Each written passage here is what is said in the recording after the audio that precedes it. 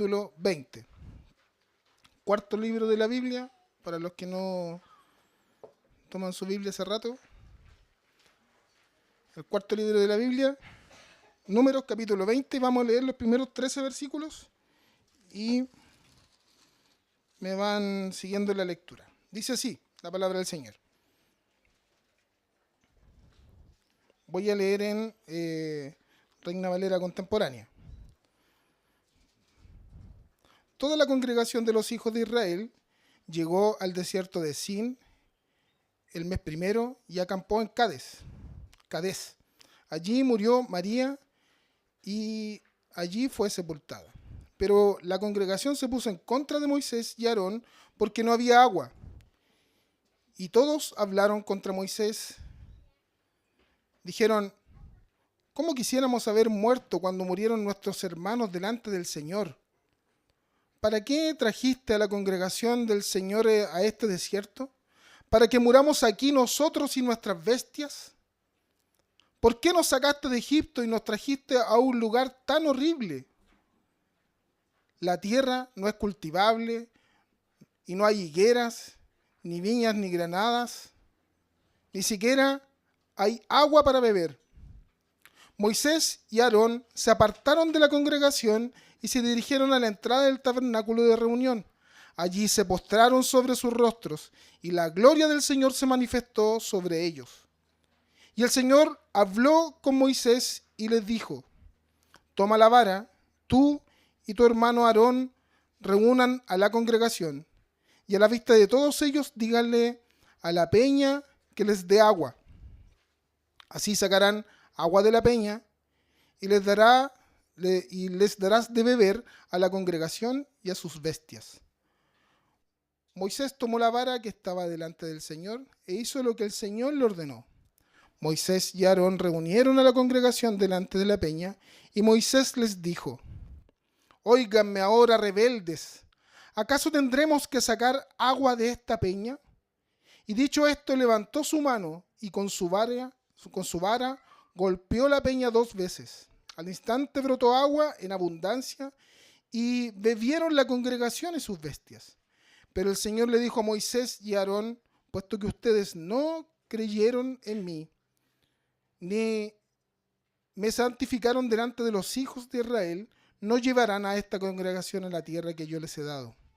Estas son las llamadas aguas de la rencilla, pues por ellas contendieron los hijos de Israel con el Señor, y Él se santificó en ellos.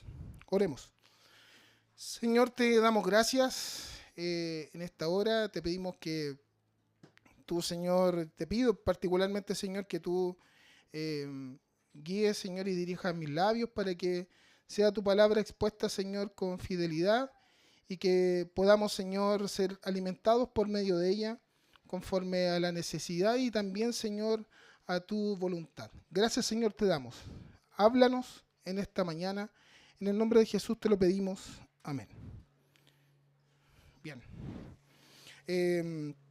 Parece que el viernes o el sábado, si pueden ver sus grupos de WhatsApp, el grupo de WhatsApp de la iglesia, les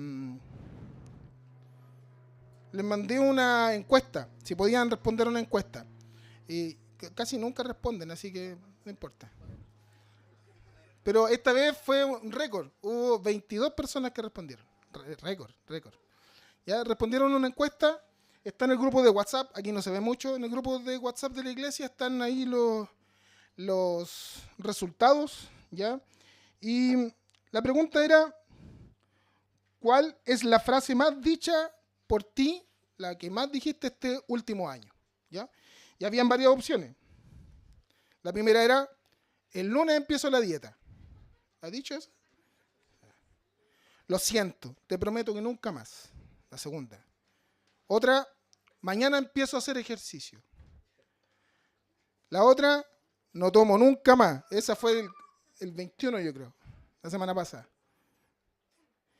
Y la última es que no me tienen paciencia, como la frase del Chavo, ¿cierto? Para mi sorpresa, el podio fue el siguiente. Con un 23%, la frase más repetida por ustedes, por nosotros, fue: el lunes empiezo la dieta. Tercer lugar. ¿Ya? En segundo lugar, fue con un 27%, lo siento. Te prometo que nunca más. Y el podio, en el primer lugar, con un 36%, mañana empiezo a hacer ejercicio. Bueno, eso nos mostró varias cosas. Primero, que somos súper mentirosos porque lo más probable es que todos dijimos: nunca más tomo. Esa era la primera frase. ¿Ya? Yo esperaba que saliera esa, la verdad. Pero este ejercicio, la verdad, lo quise hacer para que nos demos cuenta de que hay muchas cosas que nosotros decimos y que particularmente hacemos algunas promesas a nosotros mismos, a Dios, y repetimos muchas veces la misma promesa. Y hay estudios respecto de esto, estudios que hablan acerca de que estudios psicológicos que hablan acerca de que cuando repetimos esto, fracasamos en nuestras promesas, fracasamos en nuestros proyectos y desafíos, entonces nos enfrentamos a algunos sentimientos de frustración, de culpa, de desilusión, y hay algunas fisuras importantes en nuestra autoestima o en la autoestima de quienes que no pueden cumplir con estas promesas. Y algunas de estas situaciones podrían ser tan importantes que pueden ser transmitidas de manera tácita o explícita a sus hijos, a su familia, a quienes vienen en adelante. Ciertamente el pueblo de Israel hizo muchas promesas incumplidas a Dios. Y finalmente se enquistaron de tal manera en sus corazones que no dejaron ver la mano de Dios a su favor. Y por el contrario, se llenaron de pesimismo. Y no solo la generación que había salido de Egipto, sino que ahora repite este mismo patrón los hijos de la generación que había salido. Situémonos en el contexto, contextualicemos en el lugar en que estamos. Este capítulo 20 está relatando particularmente el último año antes de llegar a la tierra de Canaán. Cuando partimos esta serie, en el mes de julio, hablábamos acerca de que el libro de Números habla de particularmente 39 y 40 años en que el pueblo de Israel está en el desierto. Y en el inicio están en el desierto en Sinaí, y ahora están en el último año, ¿ya?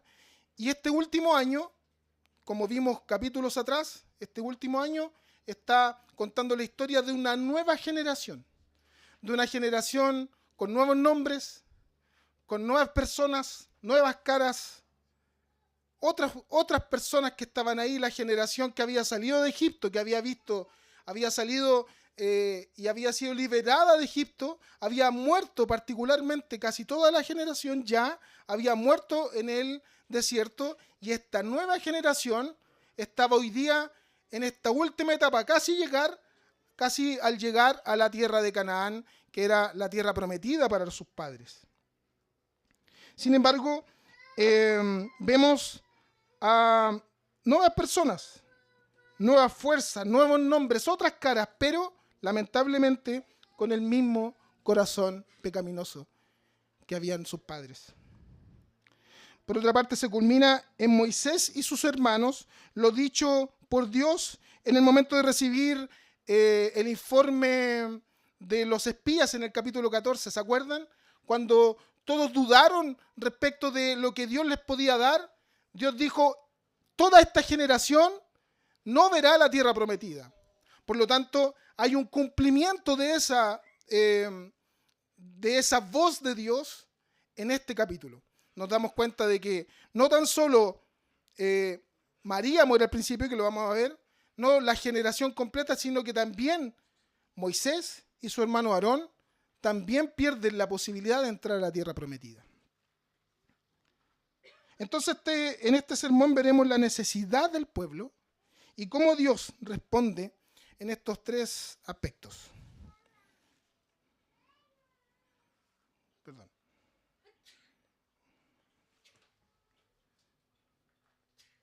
Primero vemos lo que dice los versículos del 1 al 5 y en donde vemos la queja del pueblo.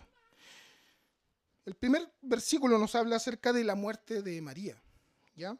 Han pasado casi 39 años desde la salida de Egipto y el pueblo sigue en el desierto.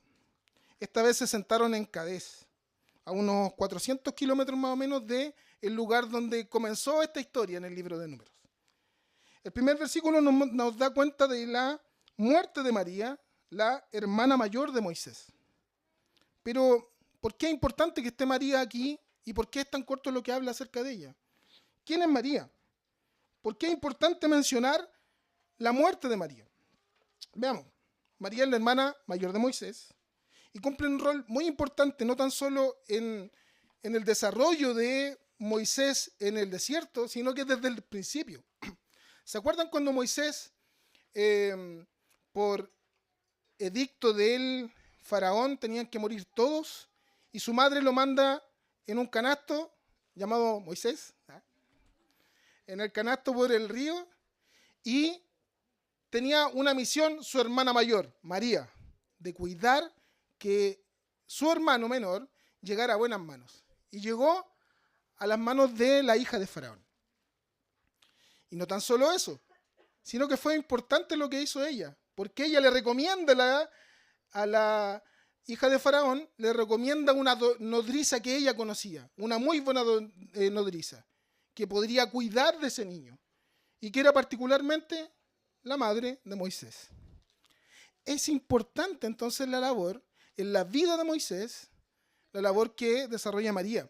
María es la mujer que cuando cruzan el Mar Rojo, salen de las manos, son librados de las manos de los egipcios, de este ejército que iba detrás de ellos. María y Moisés elevan un cántico de adoración. Los canutos ochenteros, no sabemos esa.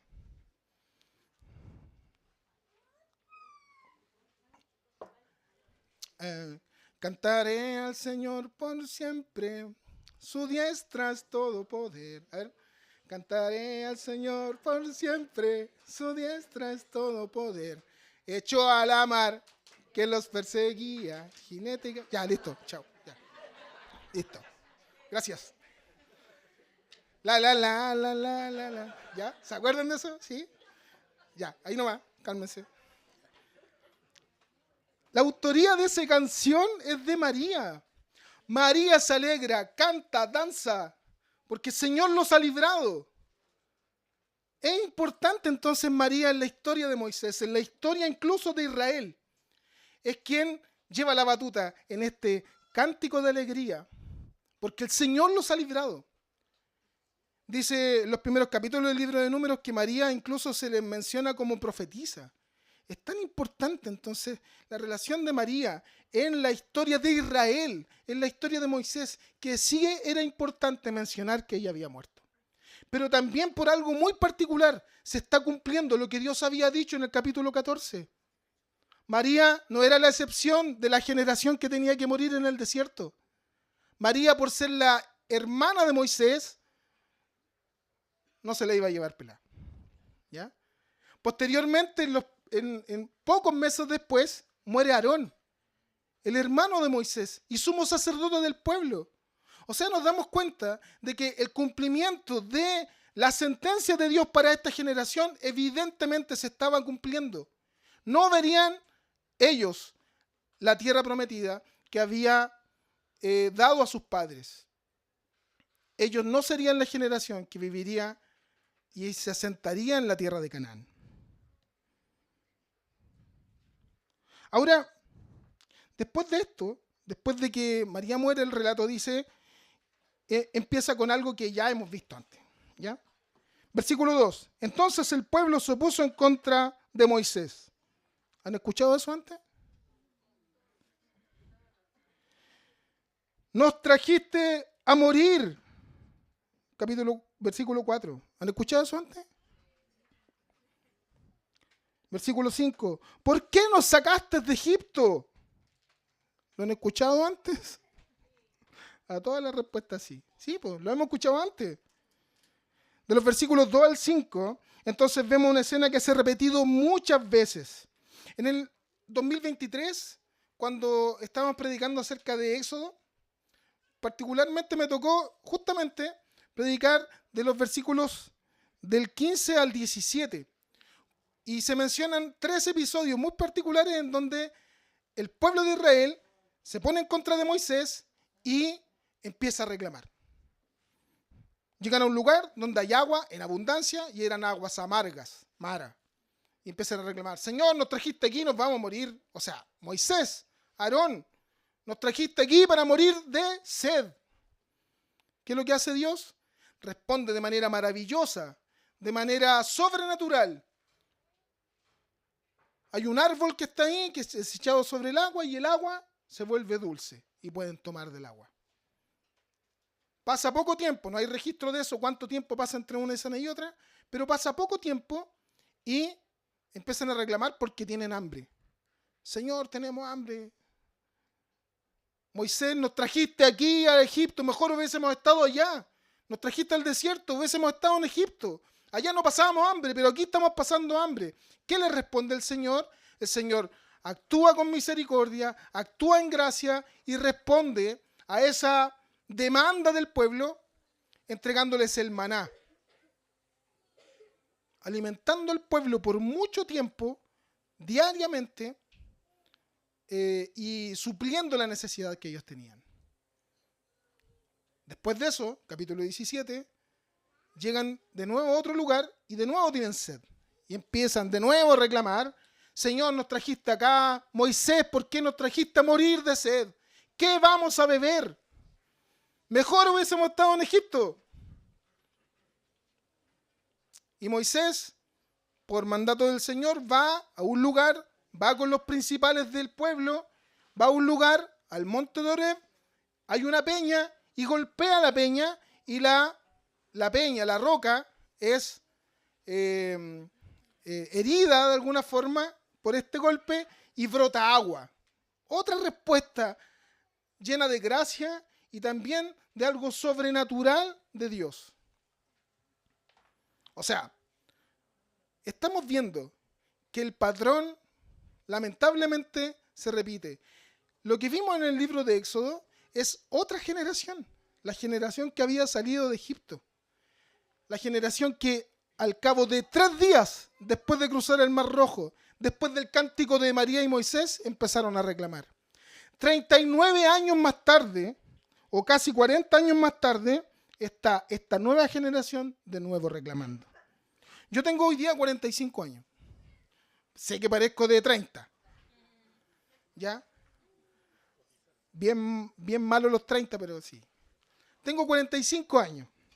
Y en ocasiones pienso, porque también pienso,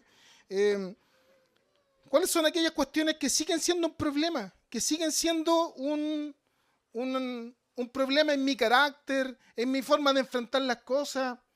Y a mis 45 años, cuando yo tenía 20, 15 o 25, decía, cuando yo tenga 40 años, voy a tener esto, ya no voy a tener estos problemas. ¿Y saben qué? Sigo teniendo los mismos problemas.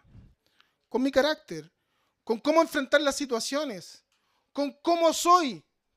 Probablemente hoy día usted tiene 35, póngale la edad que, las velitas que necesite, ¿ya? Le presto si necesita más. Póngale las velitas que necesita usted.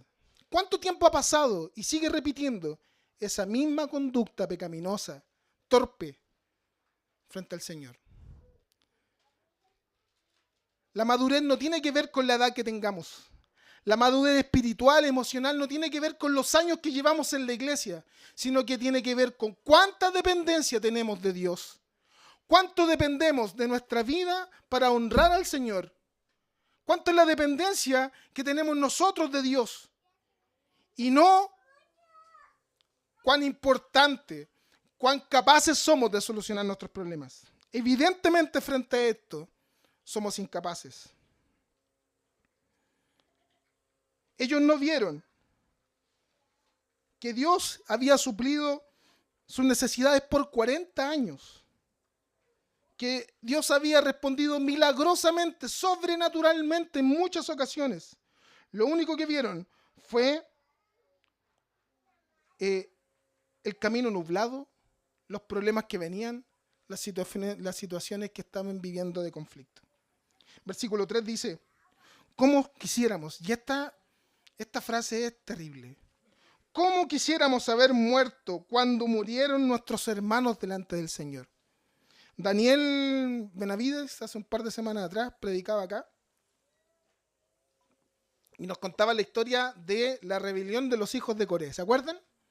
Los hijos de Coré se rebelaron contra Moisés y Aarón y quisieron usurpar también lo que ellos estaban haciendo, tanto Moisés como Aarón. Usurparon sus funciones. ¿Dios qué hizo como respuesta? Dice la palabra del Señor, que se abrió la tierra y los tragó. Se tragó las casas, todas sus posesiones. Y vino fuego del cielo y consumió a estas 250 personas. Y no tan solo eso, de ahí en adelante murieron muchos más a causa de esa rebelión. Lo que está diciendo este pueblo, lo que están diciendo esta generación, están diciendo, hubiésemos preferido haber muerto con ellos que estar en esta situación hoy día en la que estamos. Preferimos haber muerto con nuestros hermanos que estar aquí, en esta tierra ordinaria, en esta situación fome, fea en la que estoy. Cuando miramos y evaluamos esto, hoy día que nosotros conocemos la historia, nos podemos poner en una posición un poquito más elevada y decimos, qué pueblo tan insensato, qué corazones tan lejos de la voluntad del Señor. Y desde esta posición nosotros decimos, precisamente evaluamos esto y decimos, pero qué pueblo tan pecador. Pero ahora, sin dejar de ver el ejemplo que vemos en Israel, en el pueblo de Israel, miremos y pensemos en nuestra propia realidad, en nosotros mismos, en nuestro día a día, en nuestra vida. Cuando estamos viviendo alguna situación que creemos que no es la correcta, ¿acaso no pasa por nuestra mente algo similar que lo que comenzó a pasar en Israel? ¿Te has escuchado diciendo, ¿y por qué a mí si esto es tan injusto? ¿Acaso Dios no está viendo que sufro? ¿Acaso Dios está tan lejos que no se da cuenta que estoy sufriendo? O incluso, como hizo el pueblo de Israel, preferiría la muerte antes de seguir en la situación en la que estoy. Tristemente. Hace unos días atrás hablamos con la Ruti respecto de esto, de que a algunas personas les toca vivir, les toca transitar por la vereda del dolor, del sufrimiento. Hay algunas personas que su vida les ha tocado una vida difícil, llena de pérdidas, de situaciones difíciles, de vivir momentos de tristeza tras momentos de tristeza. Les llueve sobre mojado. Y ciertamente a estas personas, a muchas de estas personas, estas situaciones terminan definiendo su carácter y definiendo su vida. Son personas ariscas, son personas que enfrentan de mala forma las situaciones de dolor y de conflicto que se avecinan. Ahora, quizás de los que estamos aquí les ha tocado de alguna forma vivir y caminar por la vereda del dolor y del sufrimiento. O por algo parecido. Quizás sufriste alguna decepción que partió tu corazón. Fracasaste en un proyecto de vida. Algo que habías aspirado, con lo que trabajaste, dedicaste tu vida, fracasaste. Y hoy día estás viviendo ese fracaso. Estás viviendo la decepción que partió tu vida, partió tu corazón. Perdiste de nuevo el trabajo. O recibiste lamentablemente el diagnóstico, esa noticia que no querías escuchar. querido. La situación que estás viviendo hoy, por triste y desconsolante que sea, o desconsoladora, está lejos de definir quién eres. Lejos de definir quién eres hoy día. El dolor, la situación difícil que estás viviendo hoy, no te define. Recuerda la promesa de Dios que le hizo a Israel. Yo soy el Señor tu sanador. La respuesta frente a nuestras lágrimas, nuestros quebrantos, siempre es de gracia y amor por parte de Dios.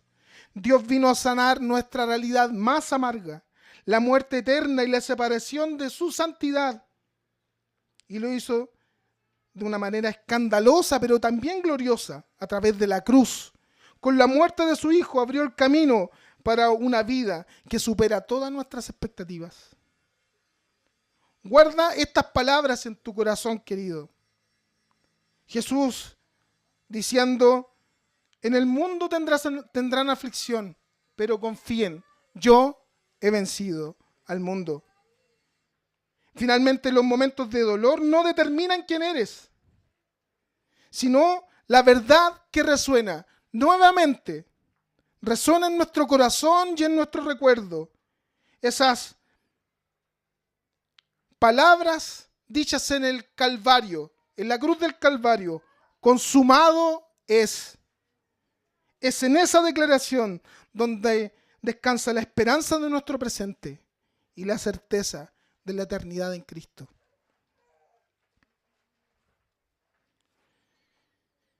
Vemos en el relato entonces más adelante cómo la respuesta de Dios no se hace esperar.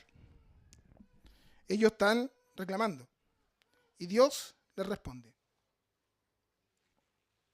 Lo primero que vemos es una actitud correcta de parte de Moisés y Aarón.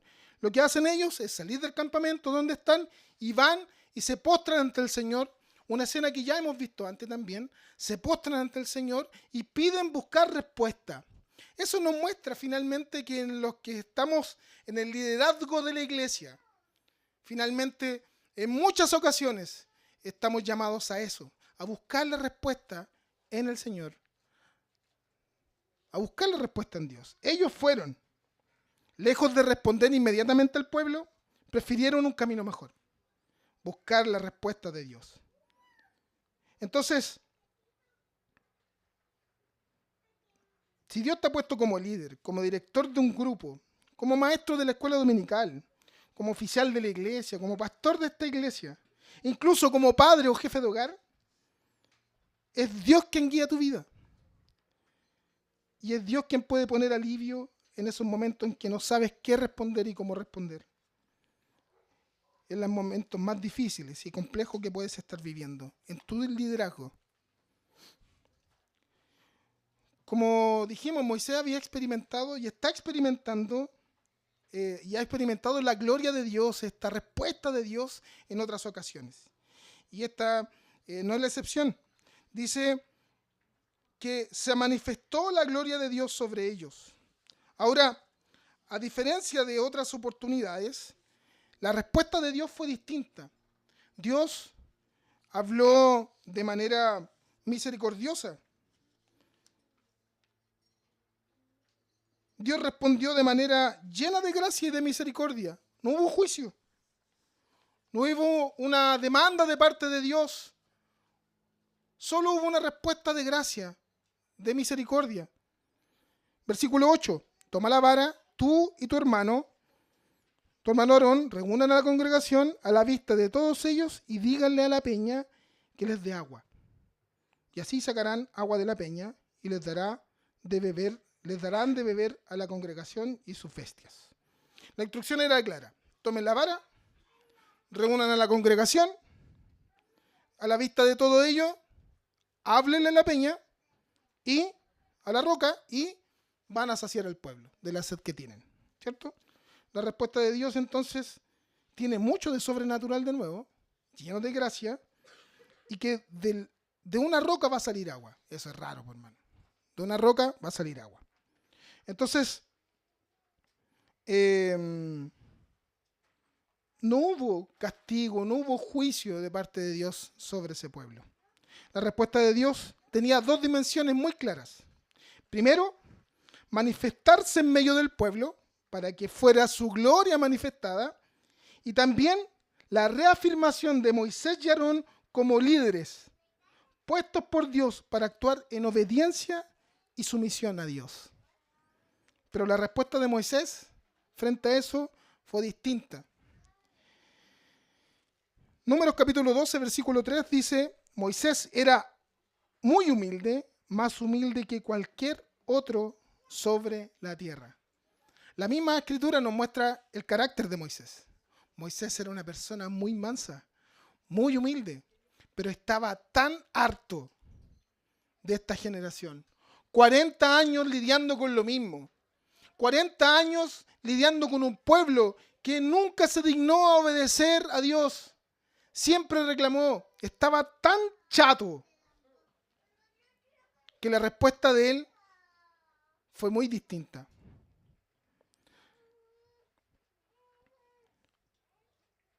Veamos, versículo 10 o versículo 9, dice que comenzó bien, tomó la vara tal como Dios se lo había mandado, ¿cierto?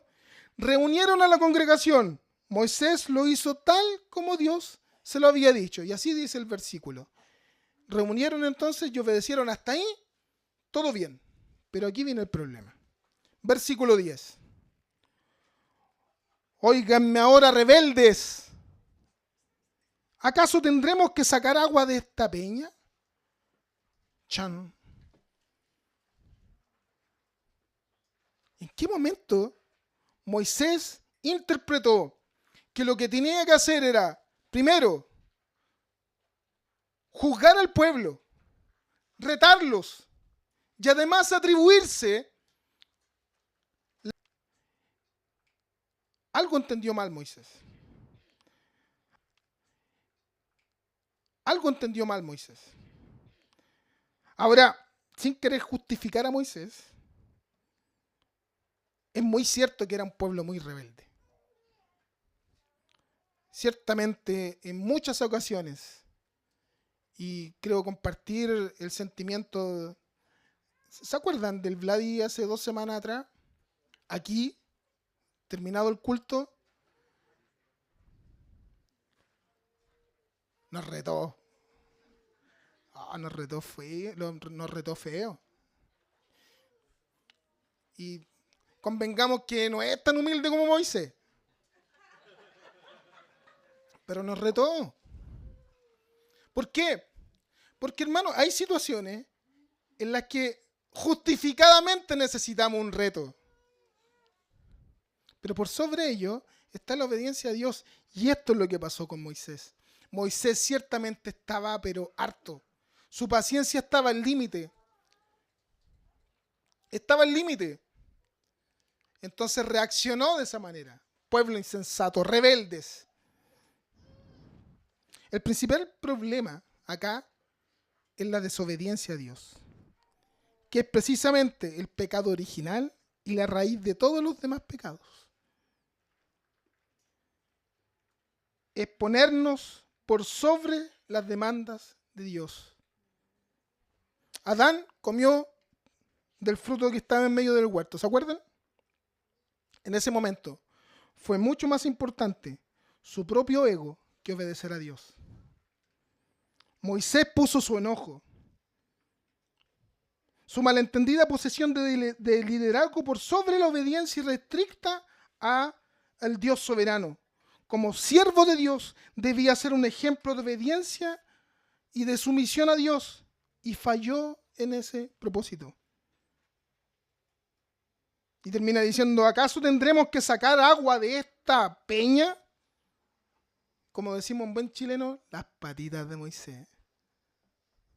¿Tendremos que sacar agua de esta peña? No solo no obedeció, sino que se dejó de llevar. Ahora Moisés y Aarón querían sacar aguas de la roca.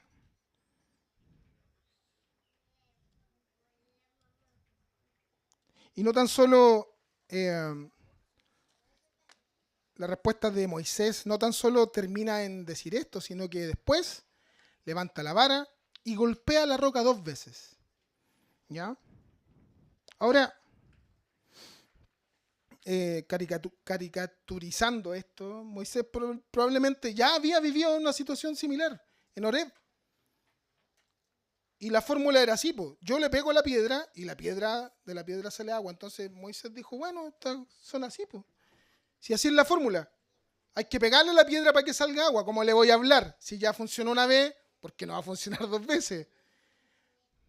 Pero estaba desobedeciendo.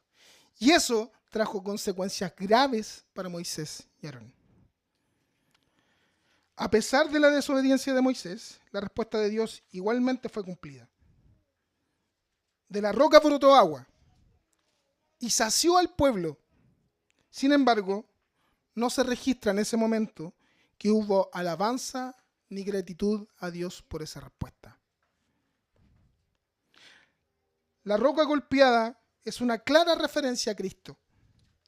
Así como Dios permitió que la roca fuera golpeada para saciar nuestra sed, la sed del pueblo, así también el Padre quebrantó la roca en la cruz del Calvario, para que de él brotara ríos de agua viva.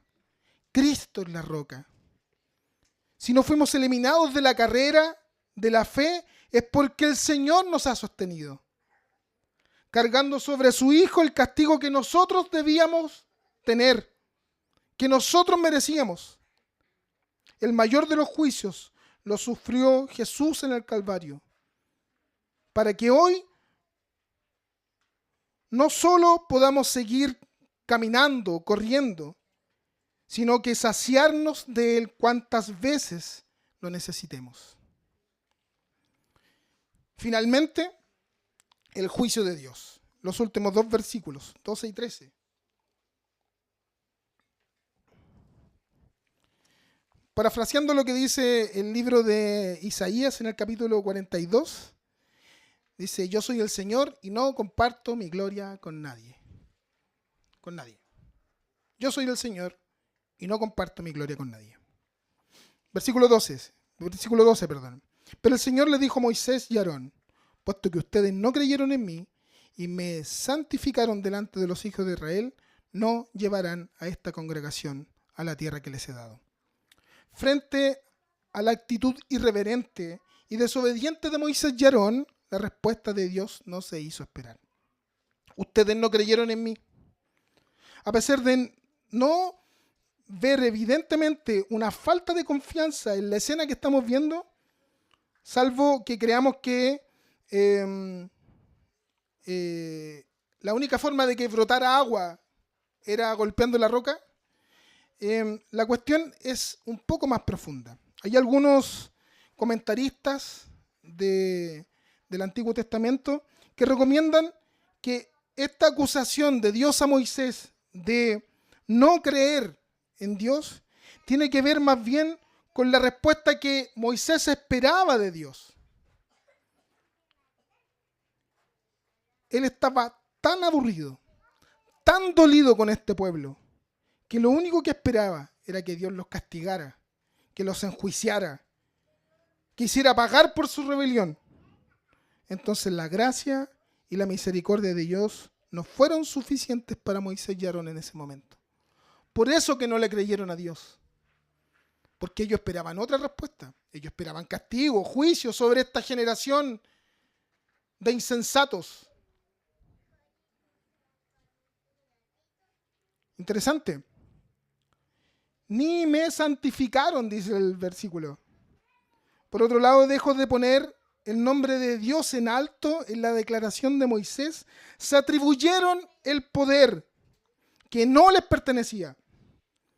Una posición que hizo que el pueblo primero no pudiera experimentar la gracia de Dios completamente. Y solo la experimentaron de manera fraccionada.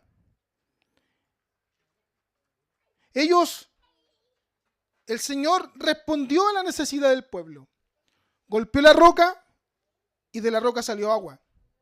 Pero ellos no pudieron experimentar la alabanza a Dios, retribuir con gratitud, con alegría. No se registra esto. Por lo tanto, ellos con esa actitud de Moisés y Aarón, no tan solo personalmente dejaron de recibir bendición, sino que de manera fraccionada no permitieron que el pueblo pudiera experimentar también la bendición de Dios. Esto nos muestra que poner nuestro liderazgo en nuestras capacidades, en nuestros logros, y lo que podemos hacer o no, y no en la gloria de Dios, no solo trae consecuencias personales a quienes somos líderes de la iglesia, oficiales, pastores, sino como vemos en este relato, también afectará inevitablemente la vida de los que están a tu cuidado. Ojo con eso.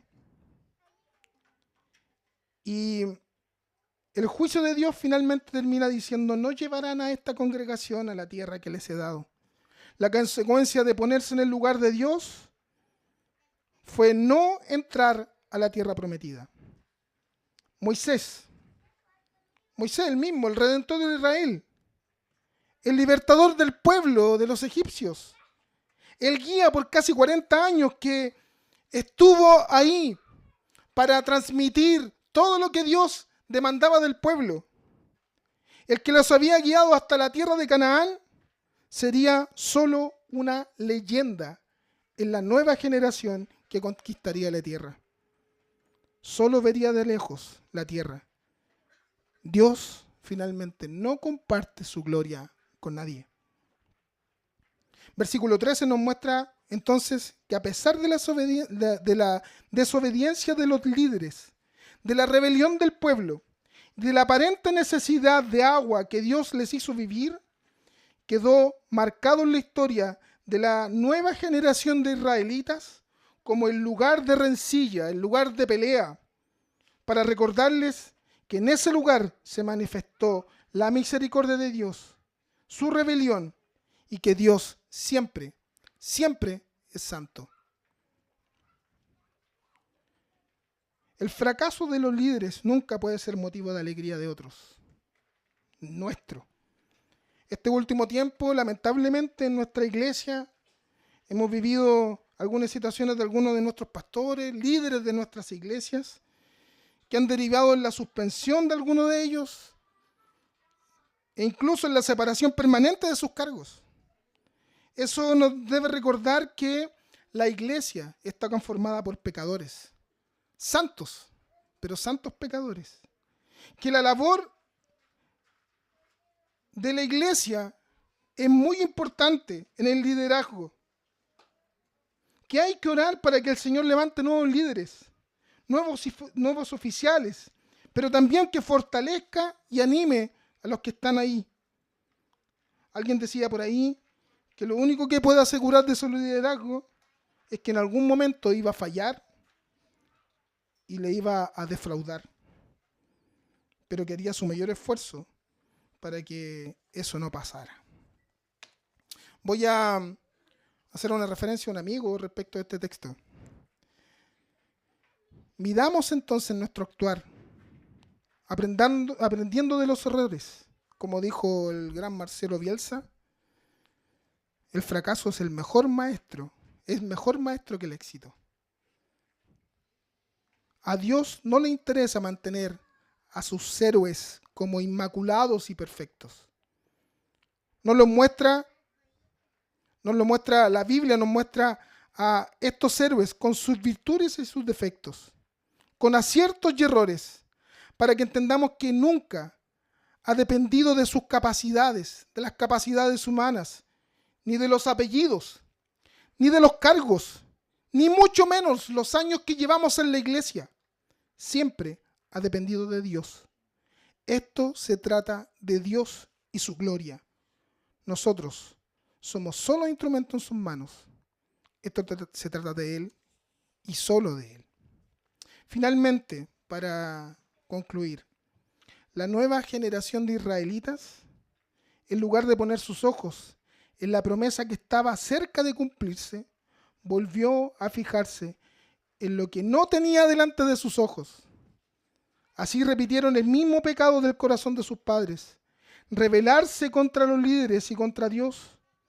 Sin embargo, el Señor respondió una vez más con amor y gracia y misericordia, saciando sus necesidades. De la misma manera, aunque hemos pecado y deshonrado al Señor, Dios proveyó en Cristo Jesús la fuente eterna de agua viva, que sacia no tan solo nuestras necesidades más básicas, sino que también las más profundas de nuestro corazón. Este relato nos enseña que el fracaso de los líderes no solo afecta a ellos, sino también a la iglesia. Por eso debemos aprender a orar por nuestros pastores, por nuestras autoridades espirituales y mantener con ellos una relación cercana de apoyo y compañerismo, y a disponer nuestros dones y talentos al servicio de la comunidad. Al final, no son nuestros esfuerzos ni los resultados los que sostienen la obra, sino el Dios soberano, lleno de gracia y de perdón. Finalmente, querido, tu identidad no está determinada por tus fracasos, tus malas decisiones, ni por el camino de dolor que te haya tocado vivir. Tu vida está definida en la gracia eterna de Cristo Jesús. Lo que hoy enfrentas no es el final, sino la mano de Dios forjando tu carácter y guiándote a depender de Él completamente. Que el Señor nos bendiga. Oremos. Señor, te damos gracias porque nos muestras nuestra dependencia, Señor, de ti. Gracias, Señor, te damos porque enviaste a tu Hijo para suplir, Señor, todas nuestras necesidades. Te pedimos, Señor, humildemente, que diariamente, Señor, podamos ver el rostro de Cristo en nuestro día, Señor, para saciarnos, Señor, saciarnos de Él y poner, Señor, nuestros ojos en lo maravilloso, en lo misericordioso y gracioso, Señor, que tú has sido con nosotros, a pesar de nosotros y de nuestro pecado. Gracias, Señor, te damos. Te pedimos que nos sigas bendiciendo y podamos, Señor, honrarte con nuestra vida. En el nombre de Jesús. Amén.